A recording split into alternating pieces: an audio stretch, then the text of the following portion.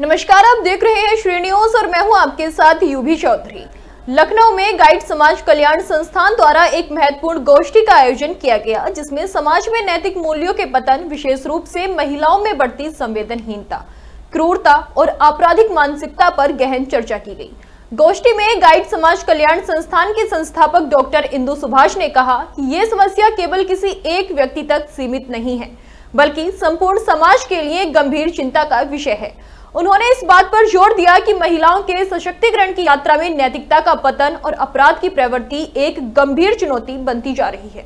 नमस्कार, मैं प्रज्ञा पांडे और आप देख रहे हैं श्री न्यूज़। इस समय हमारे साथ गाइड समाज कल्याण संस्थान की हम कह सकते हैं फाउंडर इंदु सुभाष जी हैं। मैम, आपका ये जो आज प्रेस कॉन्फ्रेंस रखी गई, प्रेस कॉन्फ्रेंस में क्या अहम रहा? देखिए, जो आज की प्रेस कॉन्फ्रेंस है, इसके पीछे जो मकसद था, जो निरंतर अखबारों में आप घटनाएं देख रहे हैं, जो पत्रकार बंधुओं द्वारा इतनी मेहनत से सामने लाई जा रही हैं। पहले तो मैं पत्रकार बंधुओं का धन्यवाद देना चाहती हूं आपके प्रतिष्ठित चैनल के माध्यम से कि वो इतना कठिन काम कर रहे हैं इस समय कि जो समाज में रियल अपराध हो रहे हैं उनको निकाल के बाहर आ रहे हैं और उन स्टोरीज़ पर इतना बड़ा काम कर रहे हैं कि वो रियल वजह को निकाल के लाते हैं।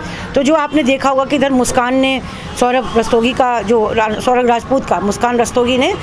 राजपूत का जो एक नृशंसता से वध किया है, और उसी दिन गोपी ने किया, जो पति को काट करके बोरे में रख करके चारों तरफ घूम रही है कि कहाँ ठिकाने लगाएं। उसी दिन रात के समय एक बहू ने गाज़ियाबाद में एक IPS जो उसके पति ससुर जी थे, उनको नंगा करके बेड से पीट करके मार दिया।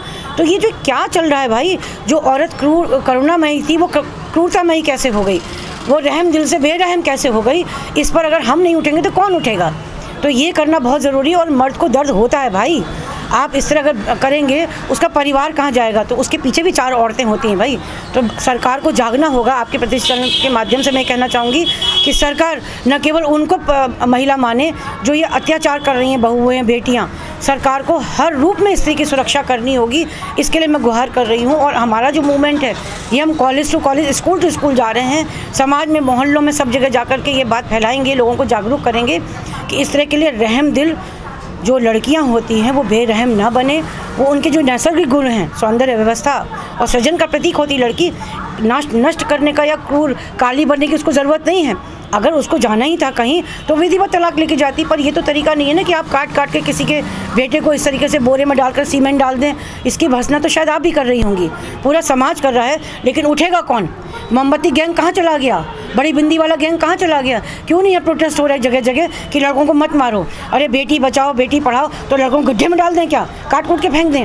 अरे 51% पुरुष भी तो हैं, अगर 49% हम औरतें हैं। ये रक्षाबंधन, करवा चौथ मनेगा कैसे जब लड़के ख़त्म हो जाएंगे? तो आपके प्रतिष्ठित चैनल के माध्यम से मैं अपील करना चाहती हूँ कि भाई इस तरह की घटनाओं पर रोक लगे, सरकार को कड़ा दंड देना चाहिए इस तरह की सुपरखाएँ जो जिंदा हैं आज भी। मैम, ये आपकी जो मुहिम है, ये कब से आप लोगों की शुरुआत हुई? मेरी ये मुहिम 1998 में मैंने गाइड समाज कल्याण संस्थान की स्थापना की थी। मैं तब से लगी हूँ।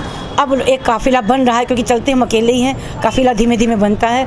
जितने भी लोग जुड़ते हैं वो भारत के बहुत नामचीन लोग हैं जो समझ रहे हैं कि हाँ, ये विचारधारा ऐसी जिसमें हमें लगना पड़ेगा। मैम, आपकी संस्था द्वारा कितने लोगों को अभी तक न्याय मिल चुका है? अरे ये तो गिनती ही नहीं है, हाउ कैन आई काउंट, क्योंकि मैं किसी को दिखाने के लिए काम नहीं करती हूँ, पर ये संख्या हज़ारों से ऊपर है।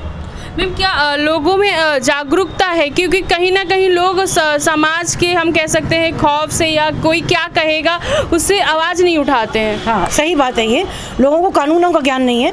हम ये जो मुहिम चला रहे हैं इसमें हम लोगों को पारिवारिक कानूनों का भी ज्ञान देंगे, जो लेमैन कानून है। हमारी संस्था की एक फ्री लीगल एड क्लिनिक है, जिसमें हम लोगों को फ्री कानून की सहायता जो भी हो सकती है, जो उनको हम पूरा समझा सकते हैं निःशुल्क, कि वो चीज़ें ऐसे ऐसे करके करना जिससे कि लीगल टेररिज्म उनका कोर्ट में ना हो, कि वो परेशान हो जाते हैं। तो जिस तरीके से एमिकेबली केस ख़त्म हो सकते हैं उसको करने में हम लोग लगे हुए हैं। और ये जो आगाज़ हुआ है आंदोलन का, ये अब रुकने वाला नहीं है। मैम, ये जो आपकी मुहिम है, ये कहाँ तक आगे जाएगी और आगे कौन कौन से आप लोग स्टेप उठाने वाले हैं? जो ये मुहिम है ये तब तक जाएगी जब हम समाज में लोगों की विचारधारा को परिवर्तित न कर दें। जब हर बच्चा, हर लड़की ये समझने लगे कि मेरे घर में भी भाभी आनी है, वो भी कोई आतंक मचा सकती, तो आई शुड बी इन मर्यादा में रहना बहुत ज़रूरी है।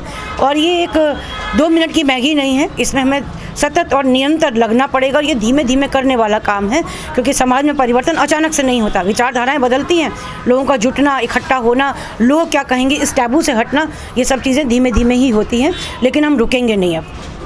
तो ये रही हमारे साथ डॉक्टर इंदु सुभाष जी, जिनका साफ तौर पर कहना है कि जो औरत की आजकल जो औरत है या जो हम कह सकते हैं महिलाएं हैं, उनकी क्रूरता से, उनके हम कह सकते हैं जो डेमोक्रेटिक क्रूरता की वजह से कहीं ना कहीं पीड़ित जो लड़के हैं, जो मर्द हैं, आवाज़ नहीं उठा पाते हैं। क्योंकि क्या होता है, औरतों के लिए तो बहुत कानून बने हैं लेकिन मर्दों के लिए बहुत कम कानून बने हैं, तो इसलिए कहीं ना कहीं उनकी आवाज़ दब जाती है और वो हादसे का शिकार हो जाते हैं। इसी पर न्याय दिलाने के लिए इंदु मैम काम कर रही हैं। उनका निरंतर ये भी कहना है कि इनकी मुहिम जो है वो आगे बढ़ती रहेगी जब तक लोगों में जागरूकता और ये जो दुष्कर्म और चीज़ें सारी हो रही ये रुक नहीं जाता, तब तक उनकी ये मुहिम निरंतर चलती ही रहेगी। मैं प्रज्ञा पांडे, कैमरामैन अजय के साथ श्री न्यूज़ लखनऊ।